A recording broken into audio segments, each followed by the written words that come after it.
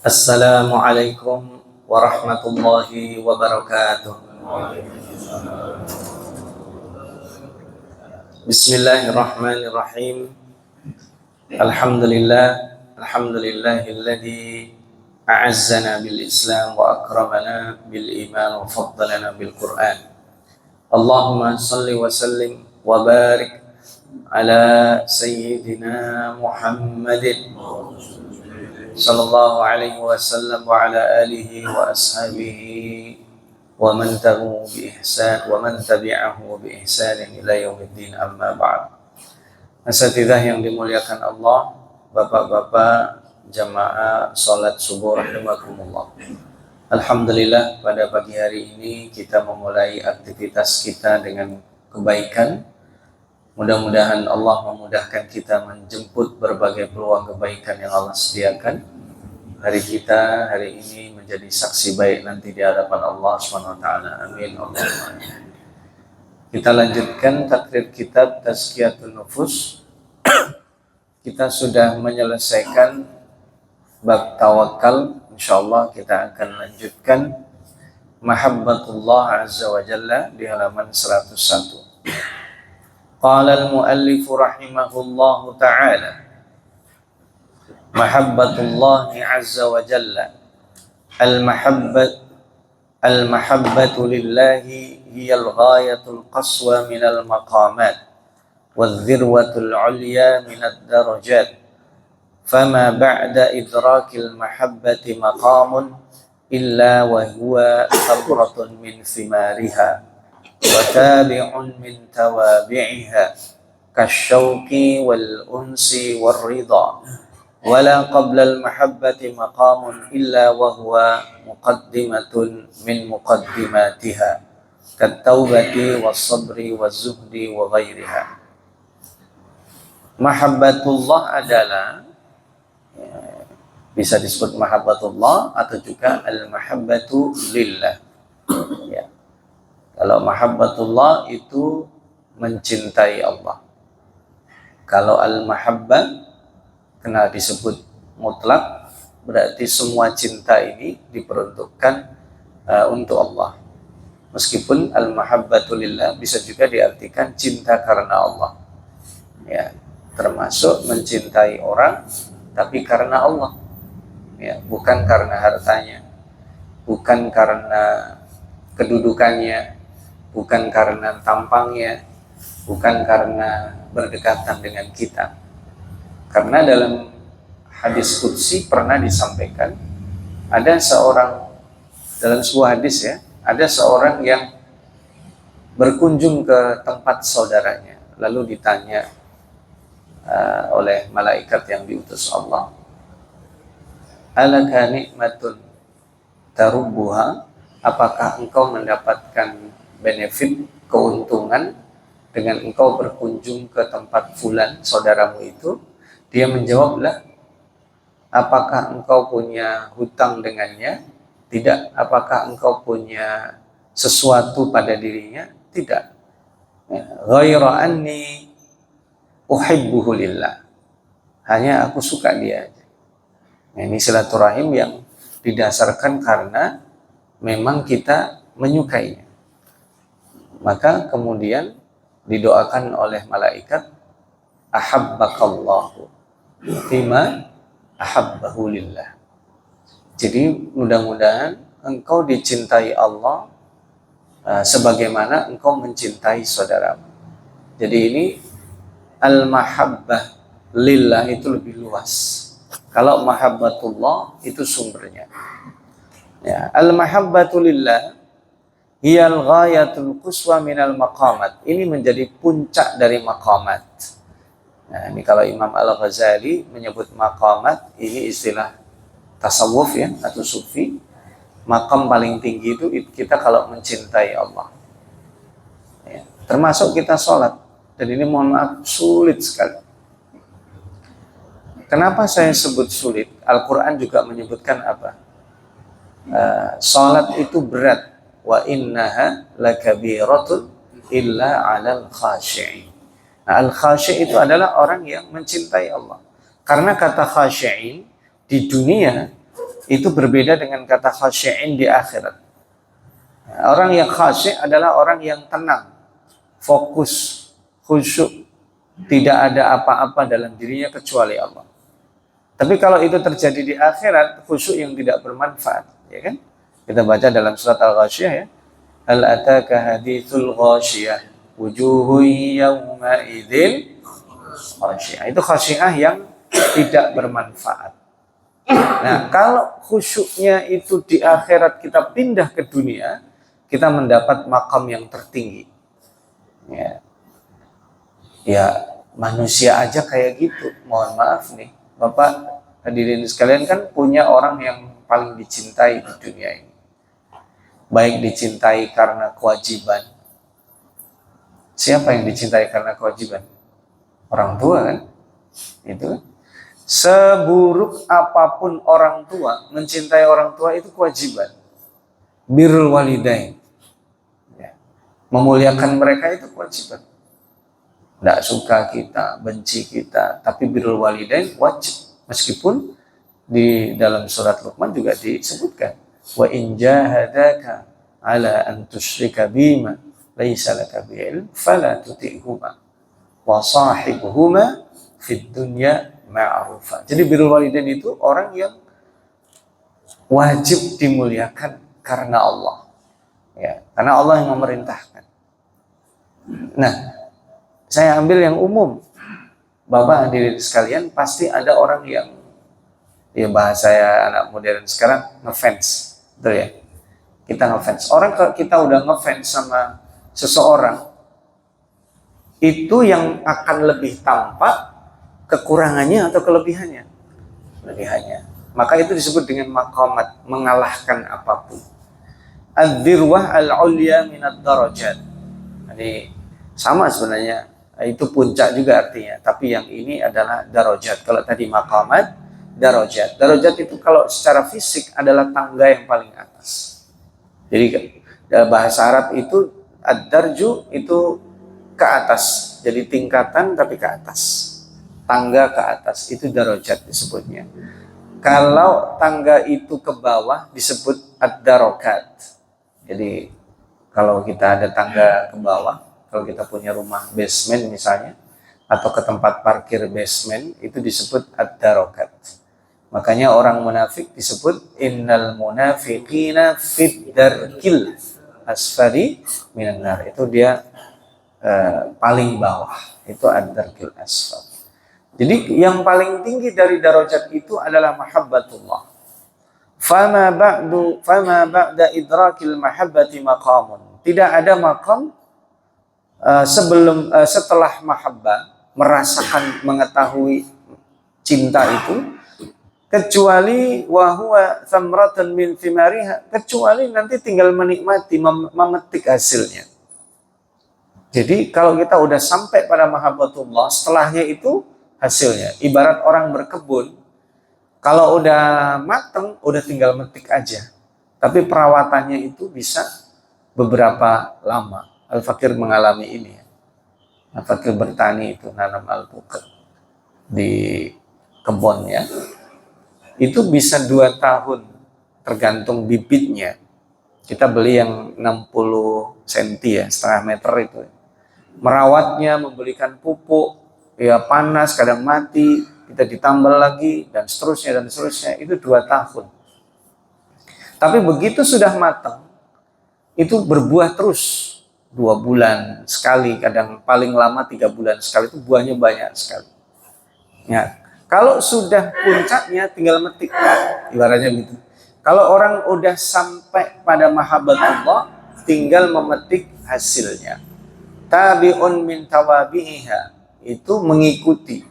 Ya, seperti apa? Kasyauqi wal unsi war ridha. Asyauq itu rindu. Al-uns itu artinya sama juga, kangen, rindu, tapi gini, al-uns itu nyaman sendiri, berdua kalau bahasa kita. Jadi kita menikmati berdua saja dengan Allah. Maka coba kalau kita sholat malam, zikir, kemudian kita sampaikan sesuatu yang nggak bisa disampaikan kepada orang, itu disebut dengan al-uns. Kita puas menyendiri. Ya Allah. Nah, saya tanya nih, biasanya yang kita sampaikan gitu yang senang-senang atau yang nggak senang? Ini jujur aja nih. Kalau kita berduaan sama Allah begitu, yang kita sampaikan yang senangnya atau yang nggak senang? Jarang yang senang kita sampaikan sama Allah. Ya Allah, saya senang banget ya Allah. Hari ini gaji saya dinaiki. Lagi sendiri sama Allah, jarang orang kayak gitu. Biasanya kalau kita sama Allah itu yang kita sampaikan yang nggak enaknya. Ya Allah, hidup gini amat ya Allah. Ya, semuanya naik kecuali gaji saya. Pasti disampaikan sama Allah tuh yang gitu. Ya Allah gini amat, saya rajin jadi orang paling rajin. Bukannya diapresiasi, ditambahin kerjaan ya Allah. Jadi kalau kita berdua sama Allah, itu apaan aja harusnya kita sampaikan. Kita dapat senang, Masya Allah. Baru lahir anaknya, dia sampaikan. Sesuatu yang tidak dia sampaikan kepada orang-orang. Ya Allah, senang sekali saya dapat anak ya Allah. Sudah bertahun-tahun saya tunggu dia. Saya melakukan usaha A, usaha B, usaha C sama. Ya Allah. Nah, yang baik dia sampaikan kepada Allah, yang tidak enak dia sampaikan kepada Allah, itu disebut al-uns. Kalau kita sama orang kan mikir-mikir. Ya, bahkan sama pasangan hidup kita, ada sesuatu yang sulit kita sampaikan. Yang kalau kita sampaikan bisa jadi malah salah paham. Kadang kita tahan, kita tidak sampaikan. Tapi kalau kepada Allah tidak ada yang ditahan. Nah, itu disebut dengan al-uns. Makanya manusia disebut al-insan. Karena ada beberapa turunan katanya, salah satunya adalah al-uns. Kenapa? Manusia nggak bisa sendiri.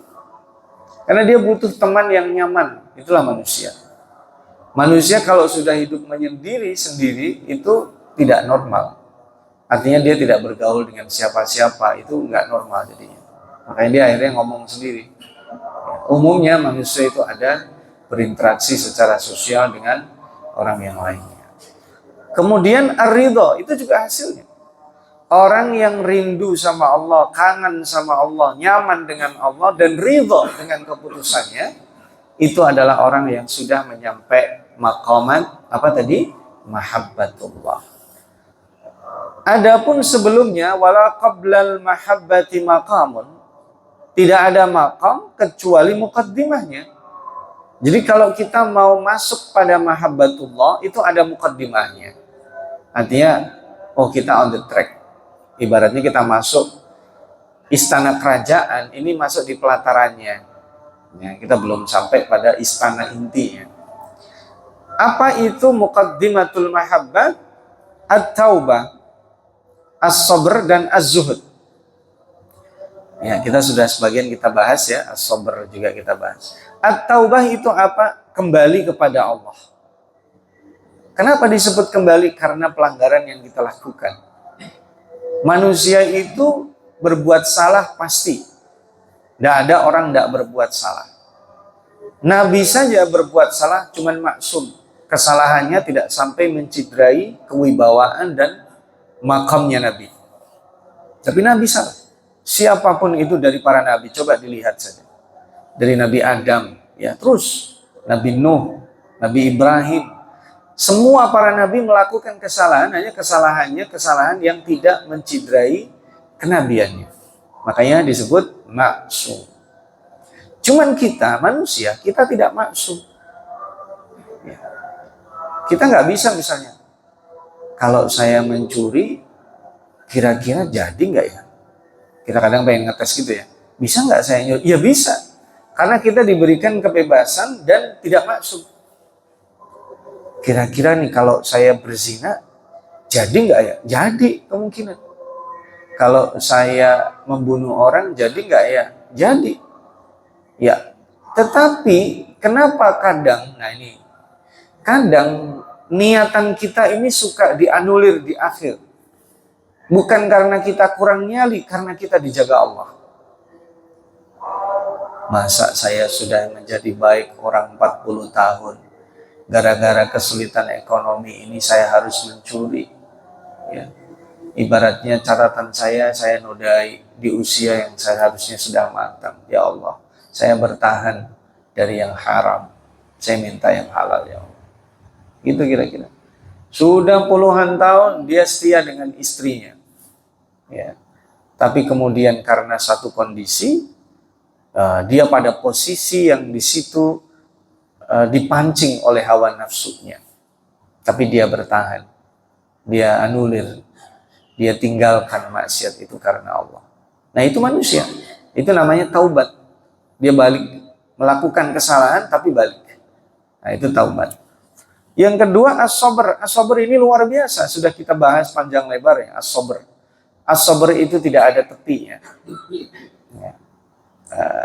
Ibaratnya sabar itu tidak ada batasnya. Cuman kadang kita ngomong ya, kesabaran saya habis. Sabar itu nggak ada habisnya. Yang habis itu kalbu kita, tempatnya sudah tidak muat. Kenapa sabar habis di kalbu kita? Karena di dalamnya ada sesuatu yang lain. Cinta dunia yang berlebihan. Di dalamnya ada yang lain yang bisa membuat tidak muat untuk sabar. Yang ketiga az-zuhud. Az-zuhud itu apa? Az-zuhud itu adalah berkecukupan. Qanaah. Berkecukupan dalam urusan apa? Dalam urusan dunia. Maksudnya berkecukupan dalam urusan dunia itu bukan kita, saya cukup segini aja. Enggak. Kita menerima dari apa yang Allah SWT takdirkan untuk kita. Maka menjemputnya dengan cara yang baik. Kalau kita jemput dengan cara yang baik, kita sebenarnya nggak ada orang susah. Karena untuk menjalankan rukun Islam saja, kita memerlukan effort yang luar biasa sebenarnya. Kita sholat selalu pakai baju yang bagus. Ya, bukan sembarangan. Kalau masuk masjid, kita ini disuruh pakai baju yang bagus. Khudhu zinatakum inda kulli masjid. Nggak harus kalau mau sholat, kalau mau masuk ke masjid. Dan itu untuk semua orang, termasuk yang non-muslim. Jadi kita ajarkan untuk menghormati masjidnya. Ya, menghormati tempat kita beribadah kepada Allah. Kita mau bayar zakat, berarti kita harus sampai nisab. Berarti kita kan dianjurkan untuk bekerja, untuk berusaha, menjemput rezeki Allah. Dianjurkan kita pergi haji, karena untuk haji itu diperlukan ibadah ini, ibadah maliyah, ibadah jasadiyah, semuanya. Ya. Artinya kalau kita betulan memahami syariat ini, tidak ada kita itu miskin, dalam arti miskin harta, nggak ada. Miskin ilmu juga nggak ada, karena untuk itu semua kita harus belajar. Nah yang disebut zuhud itu apa? Kita tidak melirik apa yang Allah berikan pada orang lain. Ini. Izhad fima indan nas yuhibbukallah. Zuhud kita kepada Allah dan juga kepada yang dipunyai manusia. Ya, teman kita punya jam tangan bagus, alhamdulillah.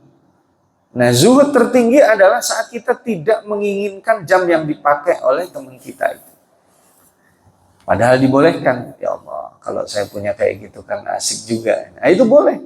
Tapi zuhud tertingginya adalah sama sekali dia tidak punya keinginan. Dia punya apapun yang di dia, kita tidak punya keinginan, maka itulah maqamat yang masuk kita pada mahabbatullah. Kita tidak memperdulikan. Ya. Dipromosikan kita pada jabatan tertentu, ada 5 calon. Ya kita udah berusaha nih. Ternyata yang jadi itu 1 dari 5 bukan kita. Ya, secara sportif langsung, alhamdulillah. Itu yang terbaik. Udah selesai. Kita tidak ingin memperpanjang. Ya, memang kadang dikompori, oh itu nggak adil itu. Oh karena dia curang itu, kadang begitu. Ya. Ya, cuman ini kita memang tipis wilayahnya. Kalau betulan curang, apakah saat kita mengambil posisi kita itu termasuk tidak zuhud? Nah, beda kondisinya kalau itu karena curang. Ya, itulah yang kita bahkan lihat pada saat zaman para sahabat pun demikian. Dan karena mempertahankan itulah terjadi banyak peperangan. Ya. Ini kita kadang bertentangan. Zuhud itu apa? Pasrah. Oh enggak. Zuhud itu kita menerima. Ya, kita tidak terlalu mengambil tambahan dari yang tidak ada pada diri kita. Itu disebut dengan zuhud. Ya. Ya. Zuhud itu adalah saat kita menerima posisi. Meskipun nanti dalam beberapa hal itu tidak berlaku pada saat kita beribadah. Ya, nanti turunannya saya sering sampaikan ya, pendapat Imam Ahmad ya, az-zuhud dalam ibadah itu tidak dianjurkan. Al-itharu fil ibadah, bahkan kata beliau makruh. Ithar dalam beribadah itu makruh. Ya, saya sering contohin ya, kalau kita ada di soft kedua, kemudian ada tersisa satu orang di soft pertama, kita mempersilahkan orang lain, itu kalau mazhabnya Imam Ahmad makruh. Jangan mempersilahkan orang lain, kita maju. Gitu. Kecuali posisinya imam nih, imam lagi kosong nih katanya. Ithar dalam ibadah nggak boleh. Saya yang maju, itu beda lagi karena di sini sudah ada posisi dan kriterianya. Tapi kalau dalam softnya, soft di depan kita, soft 1, soft 2, kita ada di belakangnya, lagi kosong, itu kita jangan mempersilahkan orang lain, kita yang maju. Gitu. Cuman jangan berebutan, itu aja. Kalau orang lain udah duluan kaki kanannya, ya sudah. Tapi kita mempersilahkan orang, oh silahkan, itu sebaiknya tidak dilakukan. Karena ini pada ibadah. Sedekah juga begitu. Oh ini diperlukan bersedekah, saya entaran aja deh. Ya. Kalau perlu kita duluan. Ya. Haji juga demikian. Ada kesempatan nih masuk haji, kita duluan. Ya. Dalam hal apapun disebut dengan ibadah, itu sebaiknya tidak ithar. Wa anfa'ul mahabbati 'alal itlaqi wa aujabuha wa a'laha wa ajalluha, cinta yang paling tertinggi, nah gitu bahasanya, paling wajib, paling mulia, mahabbatu man jabalatil qulubu 'ala mahabbatihi, yaitu mencintai orang di sini maksudnya zat yang kalbu kita itu secara otomatis pasti mencintainya, yaitu Allah. Wa fatarat al-khaliqatu ala ta'lihihi wa innal ilahu huwallazi ta'la'uhu qulubu bil mahabbati wal ijlali wat ta'zimi wad dhulli lahu wal khudu'u wat ta'abbudu. Jadi secara fitrah makhluk-makhluk ini akan menuhankan dia.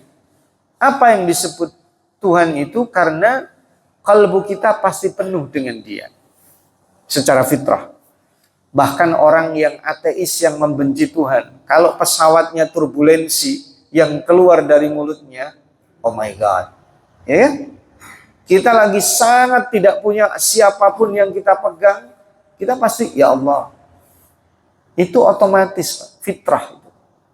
Cerita apapun, cerita siapapun dalam mauqif apapun, itu yang keluar pertama kali Tuhan, Allah, ilah.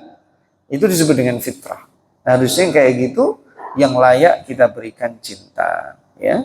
Al-ijlal, penghormatan, at-ta'zim, pengagungan, wadh-dhullilahu, kita menghinakan diri di hadapannya, mau apaan aja kita kasih. Wal khudu'u wa ta'abbudu, tunduk kepadanya dan beribadah. Wal ibadatu la tasluhu illa lahu wahdahu, beribadah tidak boleh, tidak sah, tidak dianjurkan kecuali kepadanya, wahdahu, hanya kepadanya.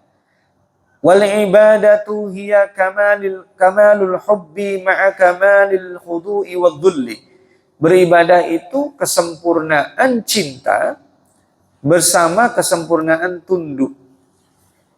Jadi begini, sholat itu menjadi sangat tinggi kalau kita melaksanakannya dengan sepenuh cinta, dan itu tidak mudah.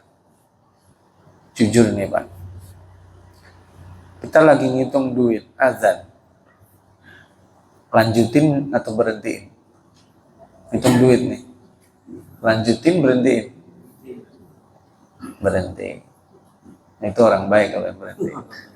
Kalau lanjutin, tanggung, hitungnya dari awal lagi. Tapi saat pagi hari, ya, kita lagi ngitung duit, perut kita sakit, harus ke toilet, lanjutin atau berhentiin? Ini berhentiin pasti kita. Maka panggilan Allah itu kadang kalah dengan panggilan perut kita. Ya. Maka sebenarnya, Masya Allah, luar biasanya yang disebut dengan kamalul hubbi, saat kita melakukan sholat itu benar-benar pilihan, bukan karena kewajiban. Kewajiban pasti, tapi pilihan kita. Kita bisa sholat, bisa enggak. Tapi saat kita labbaik ya Rabb, karena kita mencintai. Saat kita mencintainya, memberikan yang terbaik. Dan itu tidak mudah. Itu harus ada dilatih. Birrul walidain itu kewajiban. Tapi saat kita memberinya dengan sepenuh cinta, itu beda. Membesarkan anak, itu kewajiban. Ya, besarin fisiknya, besarin qalbunya, besarin akalnya, semuanya. Namanya itu tarbiyah kan. Dan mengembangkan semua potensinya. Kalau dengan mahabbah itu beda. Memberi nafkah kepada istri itu kewajiban. Tapi kalau itu karena mahabbatullah, makanya betul kata Imam Hasan al-Basri, jangan kamu serahkan anak perempuanmu kecuali kepada lelaki bertakwa. Kenapa kata Imam Hasan al-Basri ditanya pada muridnya? Karena kalau dia mencintainya, in ahabbaha akramaha. Kalau dia mencintai, pasti dia muliakan. Kalau dia tidak mencintai istrinya, karena namanya orang fluktuasi ya, dia tidak akan pernah menzaliminya. Itu standar takwa itu. Maka kalau memilih menantu untuk anak perempuan kita, standar nomor satu ya Imam Hasan al-Basri tadi, takwa. Terus caranya gimana? Nah makanya perlu jangan sembarangan kita nikahkan anak perempuan yang sudah kita rawat, sudah kita jaga selama mungkin kalau sekarang di atas 20-an tahun. Ini luar biasa. Wallahu ta'ala yuhibbu li dzatihi min jami'il wujuh. Wa ma siwahu fa innama yuhibbu taba'an li mahabbatihi. Ini mungkin yuhabbu ya. Jadi Allah itu dicintai karena zatnya secara menyeluruh.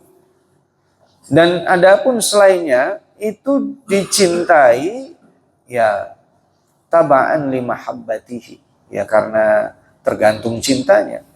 Wa qad dalla ala wujubi mahabbatihi subhanahu wa ta'ala jami'i kutubihi al-munazzalah wa da'watu jami'ir rusuli wa fitratuhu allati fatara ibadahu 'alayha wa ma raqiba fihim minal uquli wa ma asbagha 'alaihim minan ni'ami. Jadi kecintaan kepada Allah itu melalui kitab suci yang diturunkan, Rasul yang diutus, nikmat yang diberi itu sudah tersampaikan. Adapun kepada orang, kecintaan kepadanya itu bersyarat, tergantung kemanfaatan.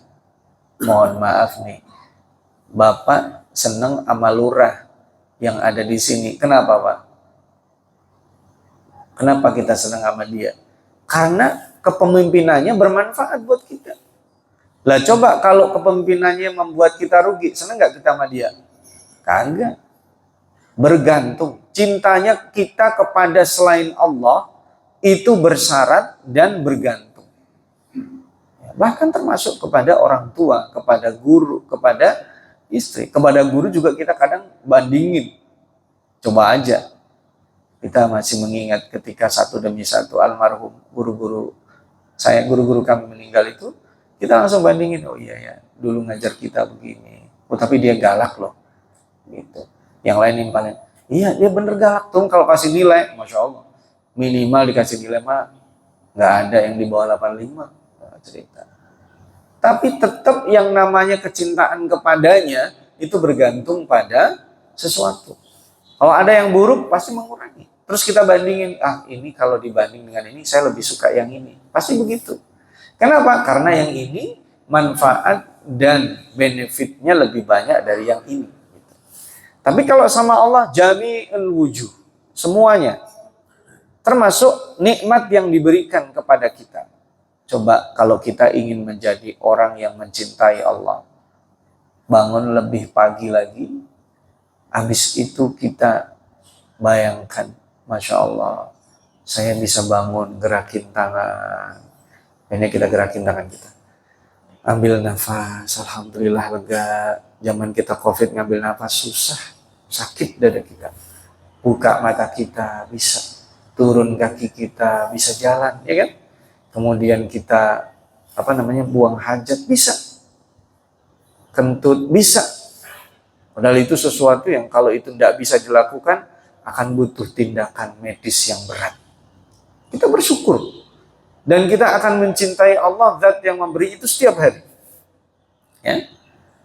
Fa innal quluba mutatawwiratun majbulatun ala mahabbati man an'ama 'alaiha wa ahsana ilaiha. Fa kaifa biman kullul ihsani minhu. Nah, kita nih kalbu kita akan semakin mencintai orang yang berbuat baik pada kita lebih sering dari yang lainnya. Itu fitrah. Ini misalnya ada 5 orang, kita berinteraksi setiap hari. 1 dari 5 ini selalu berbuat baik melebihi yang 4. Kira-kira cinta kita kepada yang 1 sama apa lebih dari yang 4? Pasti, karena itu namanya fitrah. Nggak usah dilawan, Pak. Betul itu. Kalau ada 5 orang, yang 1 ini ada apa-apa selalu hadir. Selalu kepada kita. Melebihi yang 4, pasti kita akan lebih mencintai dia. Makanya kata Imam Al-Ghazali, fa kaifa biman kullul ihsani minhu. Bagaimana dengan yang memberi setiap kebaikan, semua kebaikan darinya? Fama bi khalqihi jami'uhum min ni'matin faminhu wahdahu la syarika. Sedangkan semua nikmat itu adalah darinya. Nah, ini saya tutup dengan firman Allah ini ya. Di surat An-Nahl ayat 53. Saya bacakan ayatnya.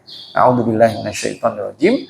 Wa ma bikum min ni'matin faminallah. Thumma idza massakumud dhurru fa ilaihi taj'arun. Dan apa yang datang dari nikmat siapapun apapun nama nikmat itu pasti itu datangnya dari Allah. Kalau disambung semua itu dari Allah. Nikmat air ini yang saya teguk tadi, itu di ujungnya itu Allah yang sediakan.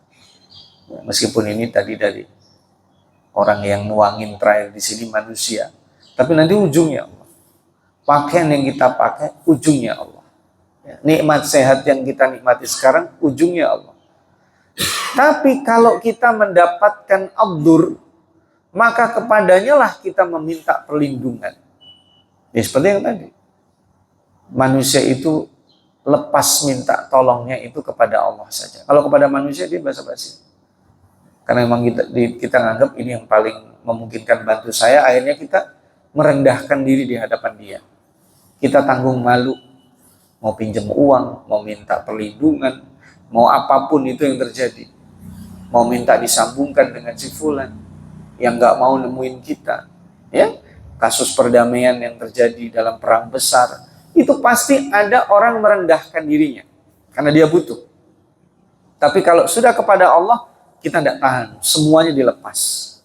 Ya, kita tidak ada gengsi kalau udah sama di hadapan Allah, karena Allah Maha tahu tentang diri kita. Nah ini nanti ada kebalikannya, dan termasuk orang-orang yang mengutuhkan Allah serta kata-kata hub di dalam Al-Quran. Insya Allah nanti kita akan bahas pada pertemuan berikutnya.